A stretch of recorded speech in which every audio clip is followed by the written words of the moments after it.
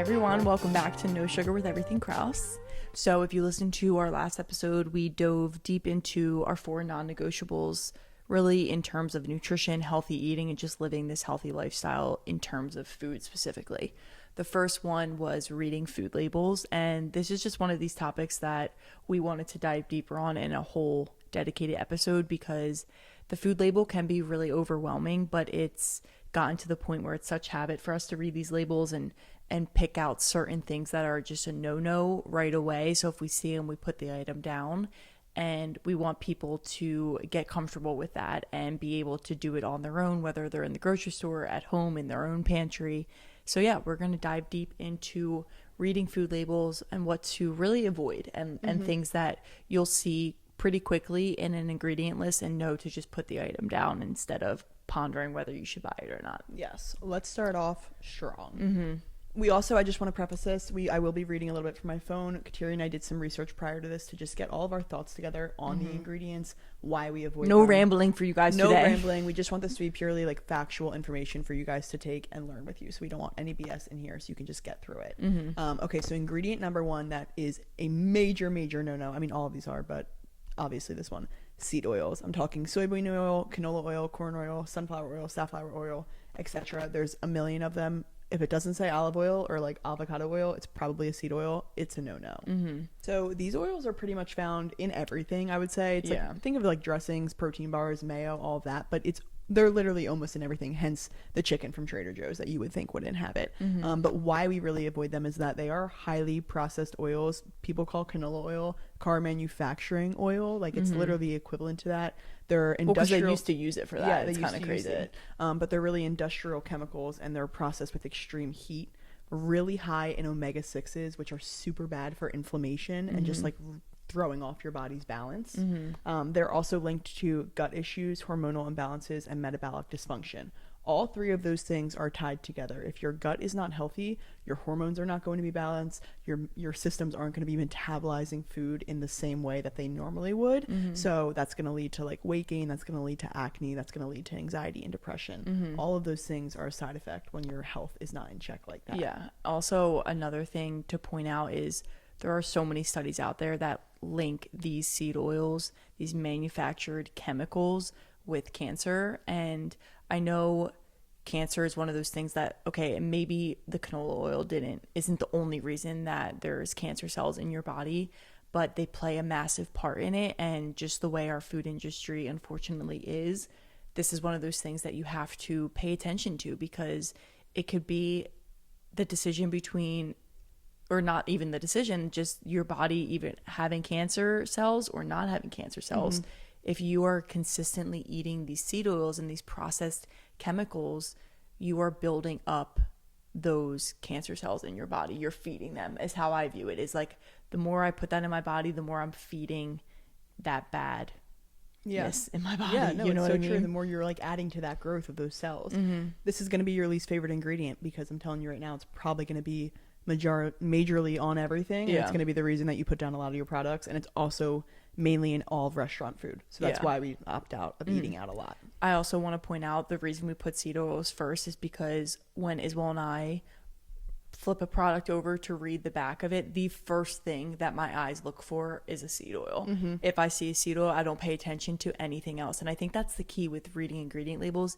If you see one of these things, put it down. You don't need to try and hunt down 5 different reasons to not eat the product. If you see one of these things, okay, just put it down immediately. And seed oils tends to be something that's listed higher because it's an oil, so it'll be kind of up there as like a more used ingredient in that product. Also, just want to point out about labels, the order of the ingredients is how much of that ingredient is in it. So if sugar is the number 1 ingredient, the food is majorly made up of sugar.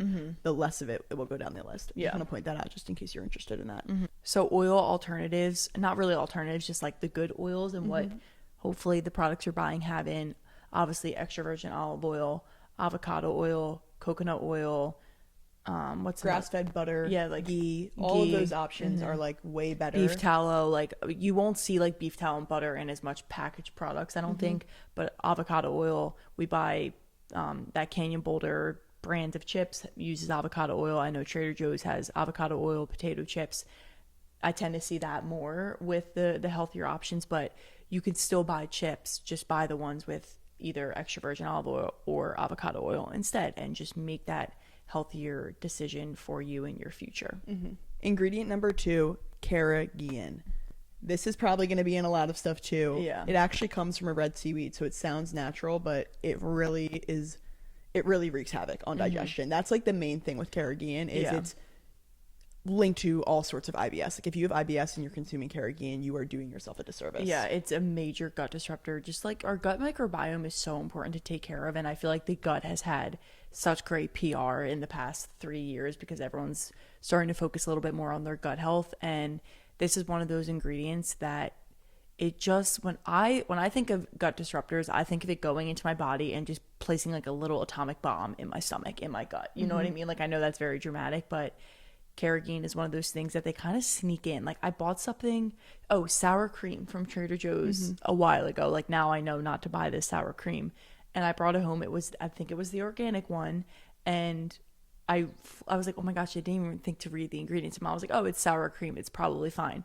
Nope, it had carrageenan. It was fine everywhere else except for the carrageenan. It's just one of these things that they throw in there. And it's like, why? Why did you need to do it? Probably to stabilize it, to make it last a little bit longer. But it's not natural, and that's why they put it in there, because it needs to be preserved on the shelf.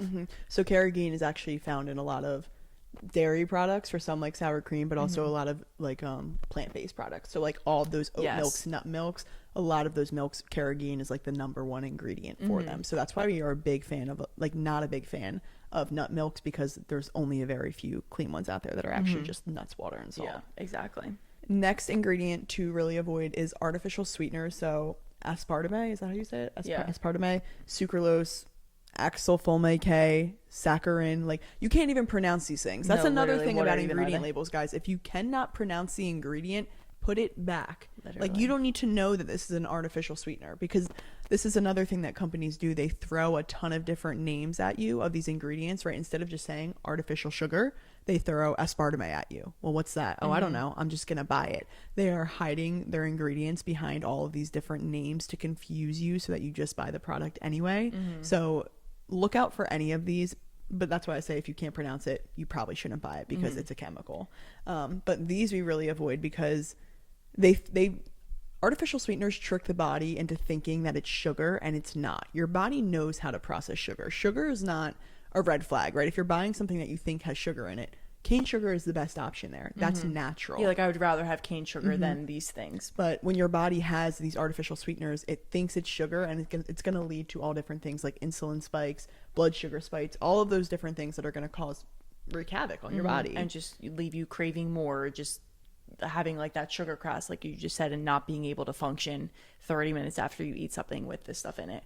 Also, whenever I don't remember the last time that I've willingly done it, but like whenever I eat something and my stomach hurts, if it has one of these artificial sweeteners in it, I'm like very sensitive to them. I don't know why. One time years ago, do you remember when I got that granola sent to me for like UGC creation? Oh, yeah. It had a bunch of these sugar alcohols or artificial sweeteners in it, and my stomach killed me after I eat it. I was like, what? Why every time I eat this does it hurt so much? It's really nothing in it. And Mom had pointed out that's probably why.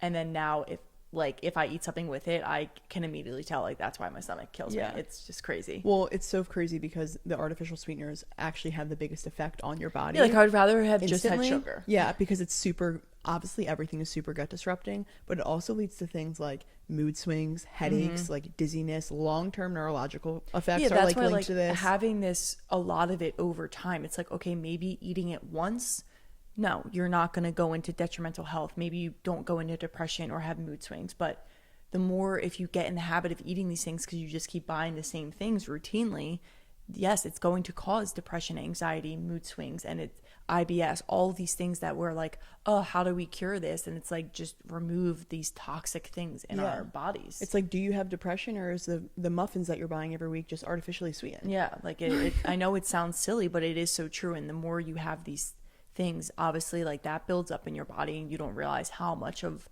that ingredient that you're actually getting. You probably think it's like not enough or not a lot to do damage, but over time it is, for sure. So some green flags instead of artificial sweeteners I just want to share is, like, of course, the natural options: maple syrup, raw honey, but also, like I said, that cane sugar. Listen, you can't avoid sugar. If you're like buying chocolate, it's just always best to don't buy the sugar free, because that's what uses these artificial ones, because it's not made with cane sugar. It's always better to just buy the cane sugar option. Yeah. Don't buy the sugar free soda. Buy the one made with cane sugar. Yeah, like I would rather have that than exactly. So that's just always like the better alternative there. Okay, next ingredient that is a no-no, unfortunately, in a lot because of the use and why they're used, is gums and thickeners. So that's xanthan gum, guar gum, locust bean gum, gellan gum, etc. Anything that says gum, that's a thickener. And the thing about these is they don't have like the craziest name, so you're kind of just like, oh, that can't be that bad. Like guar gum isn't this like crazy thing that you can't pronounce necessarily. And the thing with gums, they're not the worst thing in the world, but a lot of it is really detrimental. These gums are used to stabilize in a product, to make it creamier, to make it thicker, to really enhance like the texture of a product, as silly as that sounds, but obviously that matters when people are buying your product. Companies want it to be the creamiest and the best texture so that people enjoy it and like it, aren't like grossed out by the graininess of it or whatever it is. So it's a very popular item used in a lot of products, and it honestly might be the only like no ingredient in a product. Like that might be the deciding factor, and all the other ingredients are clean, but it has a gum in it. And we really try to avoid it as much as possible because it's very disrupting to your gut. I know we keep talking about the gut, but over time, these really do disrupt your gut, your microbiome, your digestion, just bloating. If you deal with a lot of bloating, like look at the things you're putting in your body on a daily basis. Even if you're using nut milks, a lot of the nut milks are filled with gums because they need to thicken it. Like nut milk is, I was going to say dairy-free options are where you are going like to see it literally this. looks like water. Like if you look at almond milk, it is very watery. So to thicken it, companies will add xanthan gum or guar gum to carrageenan. Yeah. Carrageenan, like xanthan gum and guar gum are often like the replacement for carrageenan, because companies try to fool us with these gums. Exactly. But they're just as bad. Honestly, xanthan gum and carrageenan are like the two sketchiest of them all, I would say. But it's also important to point out those gut sensitivities, because if it may not affect everyone, but if you are someone that has this very sensitive gut, this will affect it. This will drastically affect it and cause you to bloat, cause IBS, cause all of those things. Exactly. And I feel like people normalize bloating after you eat or after you drink something and just think that bloating is what happens after you eat. You shouldn't always be bloated. Not every food, not every meal is going to make you bloated, but depending on what went in that meal is kind of what makes you bloated. Like I think people kind of forget that the ingredients of whatever it is you're eating are what causes bloating and upset stomachs and constipation and IBS. Like it's very important to think about. And as small as these ingredients seem, it's over time that, you know, that might be why when you drink your morning coffee with the almond milk, why you get bloated and why you have an upset stomach. Well, and the reason that it bloats is because they call it xanthan gum, but like xanthan gum is really fermented corn or wheat or soy, one of those products. So if you're someone who's like, oh, wheat doesn't do good with my system, I need to avoid that, but then you're eating stuff with xanthan gum in it, It's like, you're actually not avoiding it. That's why they call it xanthan gum instead of wheat. exactly. It's also crazy. I've seen a lot, and not recently, but like when I first got on TikTok, like in 2020, it was a thing to make, like these gym people would make very simple smoothies almost, and like make them milkshakes, and it was like ice, milk. They would do like a protein powder and then xanthan gum, and it would be like very minimal ingredients, and it would fill the entire blender. And they're like, you can eat all of this. It's 50 grams of protein and like 20 calories for the whole thing. But the xanthan gum was the reason that it filled up the whole thing. I'm like, that just looks like it would upset my stomach just by how much it is. Like literally think about how much it blew up that smoothie. That's what it does in your stomach. That's why that's you're bloating. what I imagine. Like, that's literally why you're bloating. It's blowing up your stomach like it blows up the consistency of almond milk. like for real. So it creates that much of a thickness in you. And they would put like a literal half a teaspoon, not even like a fourth teaspoon, in their blender, and it would actually take up the whole thing. And when I tell you, it was literally like milk, water, milk, ice, and protein powder. That was the only other ingredients. Like nothing that would make it rise like that, but the xanthan gums. So just kind of crazy little note there. Those gums are ridiculous. They're wild. Okay, next ingredient, natural flavors. This one's a hard pill for us to swallow, because natural flavors, Even some of the cleanest brands use natural flavors, like RX bars. They have natural flavors in them, and it's really devastating because it's basically a loophole term for artificial flavors of man-made chemicals. Like we have no idea. Natural flavors are not natural. Yeah, they're not natural, but they use that term to hide everything that they are, because when you read natural flavors, you basically have no idea what went into flavoring that product. That's why it's so scary, is because it's just a blanket term that leads to like who knows what. It could contain MSG in it. They actually can't really tell you what it is. Yeah, that's like why if you look up what are natural flavors, there really is not that there's no solid answer, but it could be a number of different things. Well, because it's a mixture of a ton of different chemicals. So Which it's like, is well, what do we call disgusting. that? Oh, a natural flavor. No, it was a man-made chemical Like, flavor. why did they name it natural flavors? Is it like maybe marketing purposes? I don't know. This is why we push so much against like society and like, I don't know. I feel like we like hate on the food industry so much, and I feel like we get some hate for it. Like, why do you hate on everyone and assume the worst? They want the worst for you. Don't ever assume people want the best for you, because oftentimes they don't, especially when money's involved. Especially these big companies too. They will change the wording around where they can. They will eliminate items on a food list where they can, and where we'll kind of skate by for FDA approval. As sad as it sounds, it's true. Like these companies do not care about you as an individual, what your health is like. They don't care. They care that they are getting money in their pockets, and they will do anything in their power to make sure that they do. So they're going to make it taste as good as possible without tasting like straight up chemicals. And also, like, I don't think people understand sometimes that these chemicals actually make you addicted to the food as well. That's why reading these things are so important. But these things that we just went over too, it's like these are the simplest things that you can just immediately look for and like put down. If it has it in it, like just know you probably shouldn't eat it and put it down. Yeah 100%. What to look for instead: there's not many options for natural flavors. That's why so many people use it. But I always like to say like vanilla extract or citrus oils. Like if it's like a lemon flavor thing, like look for actually like lemon juice or a lemon oil in it. Those are just always going to be a better option. The product will be more expensive because that's harder to source, but just definitely try to go for those like natural, like vanilla. Like if something's vanilla, tastes like vanilla, it should be flavored with vanilla. Exactly. This is really random, but I want to point out that if you're buying canned seltzers, pretty much every brand, it has natural flavors in it to make it the cherry seltzer or even the lime. Like they all use natural flavors, and that's why I stopped buying them. Spindrift does not. They use actual fruit juice, which is great. So there's calories in it, like 10 calories per can, but you're getting actual fruit juice as opposed to the natural flavor. So I just want to point that out, because not everyone realizes that, oh, I'm just drinking seltzer, it's fine. But no, it's actually like, and wait, go try a Spindrift and then go try like a Polar Springs seltzer and then tell me what you think, because the Spindrift is literally elite. I can't drink other seltzers now. They taste so chemically to me. And I just want to point out that the fact that you just mentioned there's 10 calories, like they literally trained the human mind to think, oh, this is better for me because there's not calories from the fruit juice. Yeah. Let me have this. No, I will take calories all day long over chemicals. And that's how they get you with these diet soda options, these low calorie options. Like they typically mean that it's poison. It's made from like stuff in a lab that allows it to be that, when it's really in turn doing more harm. Which is like always crazy. Go more calories if it's natural. Yeah, like 100%. Okay, next ingredient. Kateri and I actually don't see a lot of this ingredient, but we wanted to call it out because it's common in a lot of food products. And they can actually get away with not putting it on the label, which is why I feel like we don't see it a lot. Yeah. Also, I feel like we don't look at products. Transparently, you just heard us all talk about Whole Foods. We don't buy these products, but a lot of you may, and that's totally okay. You're on this journey. BHT and BHA. These are preservatives that are actually banned in other countries. I think they're banned in Europe in food products. Yeah, like it can be used in cosmetics products.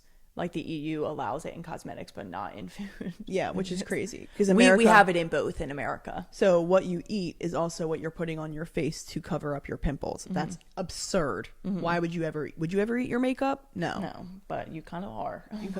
You are. So they're just banned in other countries because they're linked to carcinogens, cancer-causing chemicals, but also just hormone disruption. Again, guys, we talk about this, especially as females. Your hormones are of the utmost importance. I feel like if something is going wrong in your life, it's probably because your hormones are imbalanced. So we strive every single day to still get our hormones balanced and avoiding ingredients like this is just like one of the easiest ways to balance those hormones out. And so, like I said, it kind of isn't always listed on things, but things you can probably assume that it's in cereals, like all the generic cereals. I'm just going to go tell you, stop eating cereal if it's not from a brand like Lovebird. Great cereal option, has coconut sugar and very, very super clean ingredients. But cereals, a lot of chips will have it in it. But again, you probably won't see it on the label. What's another thing? Butter substitutes. Can't believe it's not butter. Yeah, like there's a massive push, or there was at least in the past too, towards like butter substitutes, because they made you think that butter was bad. That's a whole nother topic, is talking about butter and how much I love butter. But the substitutes are literally a no. Like, I can't believe it's not butter. It is not butter, and it is chemicals, so don't put it in your body. And buying the low fat butter, like, it's just not worth it, because it's gonna be poisonous. Guys, that's why these substitutes, that's why these things have preservatives like BHT and BHA in them, because they need the preservative in order to live probably a day on the shelf, because they're fake. They are chemicals. Like, literally, real butter doesn't need preservatives because it's natural. And if it's on the shelf for too long, real butter, it goes rancid, because that's how it works. Like, it's wild. So it's super crazy. If your butter's not going rancid after like a couple weeks in the refrigerator, like, probably get rid of the butter. Yeah, like, that's not good butter. For real. That's not butter. Butter doesn't last that long in our household anyway. Not really that many alternatives to this. I would say like something like rosemary extract is a good alternative. Like the chicken from Trader Joe's, the ground chicken, they use rosemary extract to avoid preservatives, which I appreciate, just because that is a lot more natural. I definitely don't love that, but it's not going to be as hormone disrupting. Exactly. So it's also with this one, it's kind of just like avoiding, the standard cereals, the standard chips, the Lay's. That you can assume that this stuff is in those products. And I don't even like Cinnamon Toast Crunch, Fruity Pebbles, all those cereals, the common cereals, like, just don't buy them. These preservatives are the least of your worries. I in know, those boxes. I know, for real. Like, that's why it's so funny even talking about them, because go look at the laundry list there, and then I guarantee you every single one of these things we just listed is on it. Okay, the last ingredient to mention is high fructose corn syrup. This is cheap processed sugar alternative that really messes up your metabolism and can just like make your body like overall like very sensitive. High fructose corn syrup just doesn't sound like it would be good for you. I don't care who you are. You can't tell me you think that's fine. No, it's one of the leading causes of inflammation and also insulin sensitivity. Like, and in so many kids products that like are linked to ADHD, to learning disabilities, to just a number of things with kids. Like, it's crazy. I want to share this story because Brendan and Brittany, I don't think they would mind, but they have 3 little ones now. But when they had 2 little ones, they took them to the movies and they were like, they really wanted candy. And they were like, okay guys, because it's Friday night, it's a fun movie night out, we'll let you get your candy. I think like one of them picked like Skittles, one of them picked like Swedish Fish. I don't know. They said that all of a sudden within 30 minutes in the movie, they literally changed personalities, were sobbing, having like different kids, like crazy psycho meltdowns that they have never once seen before, because they don't give them like those like candies often. Yeah, like they try and do like a healthier alternative, or just not give them at all. So like these kids that are so pure and have such clean ingredients in them, that's how much they reacted to the addition of these ingredients that are literally toxic. And just think about what it's doing in their little body. Like, kids grow up on that. Halloween, all these different things, like they are purely toxic to not only your body but also your mind. They are the leading cause for inflammation, for digestive issues, for mood disorders, for depression, anxiety, all of those things. Again, that's why reading these ingredients and not buying them is so important. Like, that's why. Like, if you need a why to put the item back down, they literally are ruining everything about you. I know. So obviously high fructose corn syrup can be in sodas, is a kind of a given. So like soda doesn't even have like real sugar in it, which is kind of crazy. Like, it's the soda is the problem because of all the ingredients that they put in it, not because it has sugar in it necessarily. It has high fructose corn syrup. Candy is a massive thing. It's like only has high fructose corn syrup and red 40 and dyes and all of that stuff. What other things? Flavored yogurts. Buy plain yogurt. Just buy plain yogurt. Oh yeah, all flavored yogurts will have this flavor. You will not find a good flavored yogurt. I've actually realized we haven't found one. Some condiments have it. Like, some ketchups have high fructose corn syrup. As crazy as it sounds, some do. Some breads do as well. Like, very processed packaged breads do, and frozen foods. So you just really never know. Like, if you're buying a frozen meal, you might think it's a healthier meal, but read the back of it, it could have it, especially if it comes with a sauce to put on it and things like that. So this isn't a lot. High fructose corn syrup is definitely more common than I think people realize. And if you start to, read the back of labels, you'll see it more. So it's just one of those things to definitely avoid. Options, obviously, better options would be organic cane sugar. Of course, we talked about this and with the sweeteners, but honey, maple syrup, things like that are always better alternatives. But even organic cane sugar is a better option than the high fructose corn syrup. Yeah, 100%. So if this is overwhelming... Oh, and coconut sugar is a great one. Coconut sugar is a great alternative. Yeah. That is a great alternative.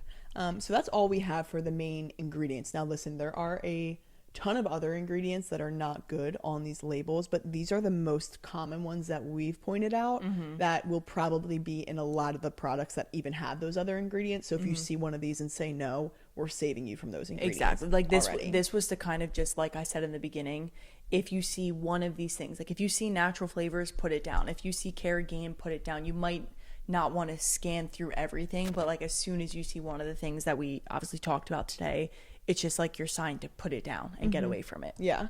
Now, if this all sounds very overwhelming to you, we completely understand. So may we suggest whole foods eating? Yeah. Because you would avoid all of this if you just switched completely to whole foods. But of course, there's going to be times where you want a bag of chips. But like we said, there's always alternatives. And we listed these ingredients and kind of told you about them very quickly and maybe like scanned over them. So if you have any questions, always feel free to message us. But the main theme among all of these ingredients is that they are not good for you, not because they make you fat, but like, I'm serious, like it's not like, oh, they make you gain weight, it's more calories. It's never that. It's that it's linked to gut disruption, hormone disruption, mental disruption that is just ultimately going to deteriorate your inner health, like not the outer appearance. It's going to deteriorate who you are as a person. So like getting rid of these is essential for living a healthy, optimal, long life and a happy one, like a happy and fulfilled one. Yeah.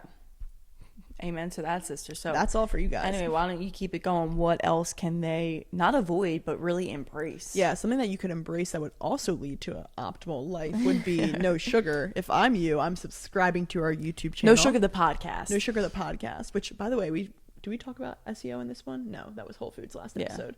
But we also did the SEO trick. Whatever.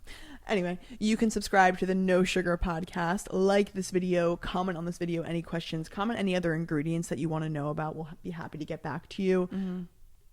Send this podcast to a friend who needs to listen to it. I feel like this is going to be a good one to get out there. And also follow us on Instagram at Everything Krause, at Sculpted with Kateri, at No Sugar Pod. They are all worth following because they all provide value, and that is what we are here to do for you guys. So thank you so much for supporting us, and please continue to support. Amen to that, sister. So thank you guys so much for tuning in today. As Will said, if you have any questions at all, please feel free to reach out to us. We'll definitely get back to you on them. Thank you so much for listening. We hope you have an amazing rest of your day, an amazing rest of your week, and we'll see you next time.